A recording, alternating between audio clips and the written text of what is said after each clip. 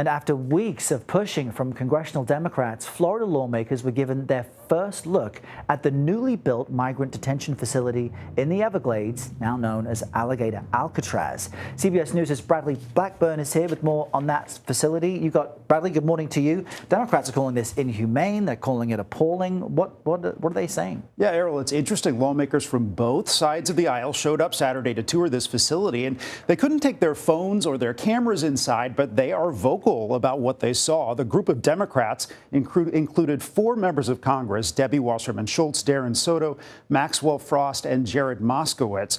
After spending several hours in the Everglades Detention Center, Congresswoman Wasserman Schultz says the group of lawmakers was not allowed to meet with any detainees. But speaking with reporters, she highlighted the facility's temperatures, which they measured as high as 85 degrees in places.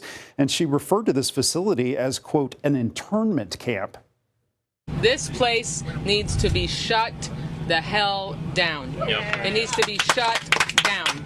This place is a stunt, and they're abusing human beings here. But Republican lawmakers on the same tour told a different story, saying the Democrats' rhetoric does not match reality. A state senator and ally of Governor Ron DeSantis described the conditions as clean, air-conditioned, and well-kept. I will tell you, I was in one of the areas where I actually laid down in a bed. The bed was actually probably more comfortable than my bed at home. I'm not kidding. Now, the Miami Archbishop Thomas Wensky is echoing criticisms from the Democrats. In an open letter posted on the Archdiocese website, he wrote, quote, "It is unbecoming of public officials and corrosive of the common good to speak of the deterrence values of alligators and pythons." He went on to raise concerns about the isolation of the facility and the safety of its tent-like structures. State officials have also disputed the descriptions from the Democrats of the conditions inside this facility.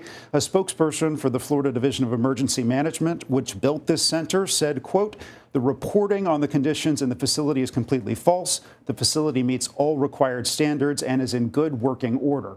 But critically, Errol, journalists have not been allowed inside this space since they brought people in, so we can't really see for ourselves what it's like. And that's a very important detail. And none of this criticism seems to be slowing the Trump administration. The Homeland Security Secretary said, in fact, there could be more built like this in the future. That's right. The Secretary of Homeland Security, Kristi Noem, was asked about this over the weekend, and she told reporters that she is in talks with governors from 5 Republican-led states.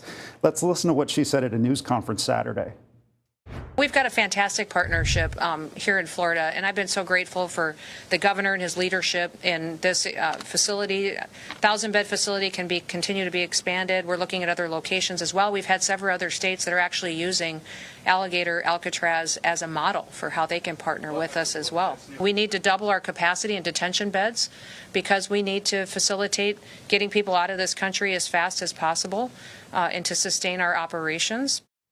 Secretary Noem also reiterated that since Trump has taken office, 70% of migrants that have been detained have been arrested have also been convicted or are facing some type of charges. But there is some new reporting from the Miami Herald claiming that hundreds being held at Alligator Alcatraz are not facing any criminal charges. And separately, there's another Miami Herald investigation, and it found that a Texas company donated $10,000 to the Florida Republican Party days before signing multiple multi-million-dollar contracts to provide transportation services for this so-called Alligator Alcatraz, Errol. So lots of reporting on this. Yes, so much to see in the future as well. Bradley Blackburn, thank you very much.